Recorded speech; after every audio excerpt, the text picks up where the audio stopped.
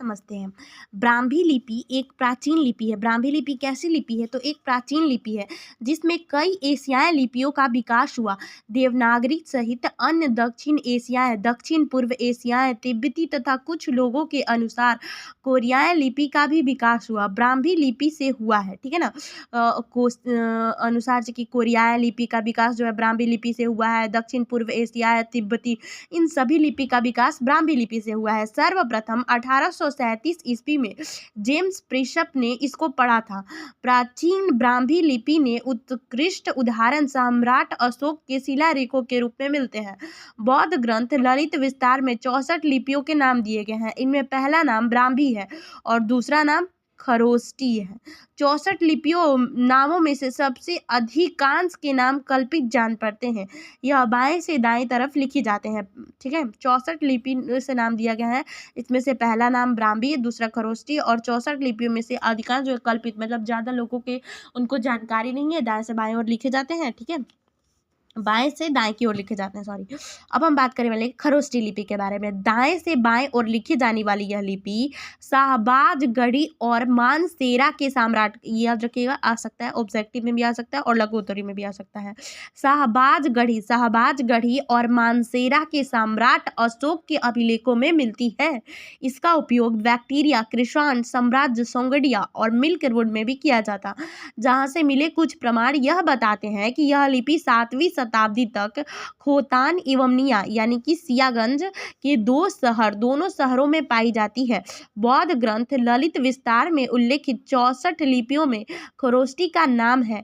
ईसा पूर्व की तीसरी शताब्दी से ईसा की तीसरी शताब्दी तक उत्तर पश्चिम भारत में मथुरा तक खरोष्टी लिपि का प्रचलन था। खरोष्टी लिपि के बारे में आप जान गए कि इसको दाएं से बाएं ओर लिखा जाता है। यहाँ का उद्भव कहाँ से हुआ था? लिपि शाहबाजगढ़ी के रूप में यहाँ पे कहाँ पे प्रयोग किया जाता है?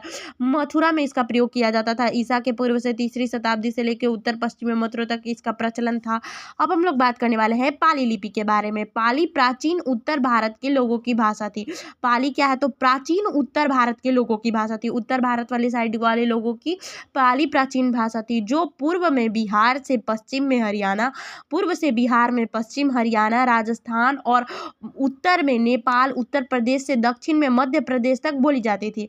बौद्ध त्रिपिटकों की भाषा पाली थी, जो बौद्ध त्रिपिटकों की भाषा पाली भाषा थी, ठीक है।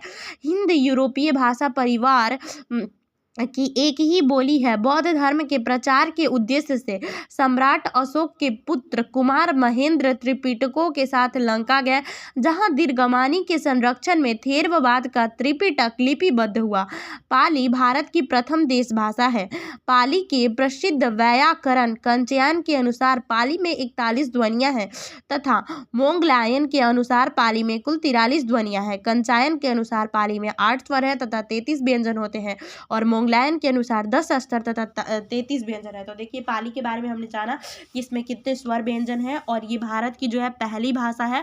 और ये कहाँ बोली जाती थी? तो पहले उत्तर भारत के लोगों में बोली जाती थी और किस तरीके से बौद्ध धर्म के प्रचार के द्वारा जो अशोक के पुत्र थे उन्होंने मिल करके इस बौद्ध पाली भाषा का विकास किया। और ये जो भारत की पहली जो भाषा थी, राजभाषा इसको कह सकते हैं, यहाँ पे दिया हुआ है पाली भारत की प्रथम देश भाषा है, सॉरी देश भाषा, ठीक है।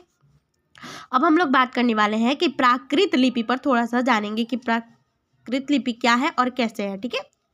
प्राकृत आर्य भाषा के मध्य युग में जो अनेक प्रादेशिक भाषाएं विकसित हुई उनका सामान्य नाम प्राकृत है, ठीक है। जो आर्य भाषा के समय में बहुत सारी भाषाएं विकसित हुई उनका सामान्य नाम क्या है? तो प्राकृत है।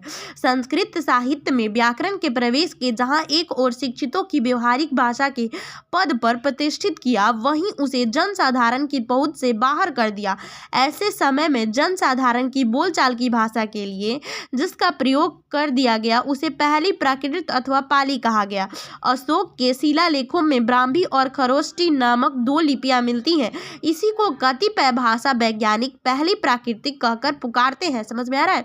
इस भाषा का काल 500 ईसा पूर्व से 100 ईसा पूर्व तक निश्चित किया गया है।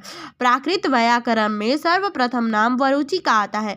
इनके व्याकरण का नाम प्राकृत प्रकाश है। इसमें 12 परिच्छेद है। वरुचि में प्राकृत प्रकाश ग्रंथ में प्राकृत भाषा के 4 भेद हैं: महाराष्ट्री, पिशाची, मगधी और सौरसेनी। महावीर स्वामी ने इस प्राकृत भाषा के अर्थभूमि रूप में अपना उपदेश दिया था। सबसे पहली भाषा जो थी वो प्राकृत लैंग्वेज थी। वो लोग जो स्पेशल जो पहले लोग प्रकृति में ज़्यादा रहते थे, ज़्यादातर वो लोग तो इस भाषा का नाम प्राकृत पड़ा है। आर्य लोग जो थे उस टाइम की ये भाषा है, आर्य भाषाओं की इनकी भाषा है। उन्होंने जो भाषा उसमें बोला उसको प्राकृत भाषा किया गया है। इसके 4 भेद भी है, महाराष्ट्री, पिशाची, मगधी, सौरसेनी।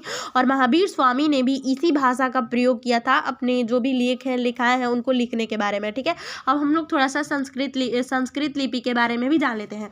तो संस्कृत लिपि, संस्कृत भाषा का अर्थ है एक परिपूर्ण भाषा। संस्कृत भाषा का क्या अर्थ है कि एक परिपूर्ण भाषा, एक संपन्न भाषा। ठीक है, इसका मतलब है कि संस्कृत भाषा अपने आप में पूर्ण रूप से संपन्न है। ठीक है, संस्कृत भाषा के कुछ शब्द ब्राह्मी लिपि के आधार पर रखे गए हैं। सबको पता है संस्कृत ब्राह्मी लिपि से कनेक्शन है, तो उसके आधार पर रखे गए हैं।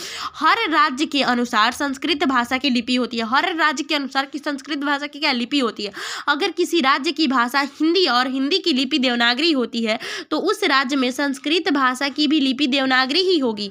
उत्तर भारत के सभी राज्यों में संस्कृत भाषा देवनागरी और नागरी लिपि में है, और दक्षिण भारत के राज्यों में संस्कृत भाषा द्रविड़ लिपि में, और कर्नाटक में कन्नड़ लिपि, केरल में मलयालम लिपि और आंध्र प्रदेश में तेलुगु लिपि में लिखी जाती है। देवनागरी लिपि को संस्कृत भाषा की लिपि इसलिए माना जाता है क्योंकि देवनागरी लिपि में हर एक चिन्ह के लिए केवल एक ही ध्वनि होती है, जैसे कि संस्कृत भाषा में होती है। संस्कृत भाषा को देवों की भाषा भी कहा जाता है। देवी देवताओं की पूजा में जिन मूल मंत्रों का उच्चारण होता है वह भी अधिकतर संस्कृत भाषा में ही लिखे गए होते हैं। देवनागरी लिपि भी संस्कृत भाषा की तरह अपने आप में सक्षम और संपूर्ण है। Thank you so much. अगले वीडियो में हम लोग चर्चा करेंगे भारतीय कला की प्रकृति का उल्लेख करें। Thank you so much.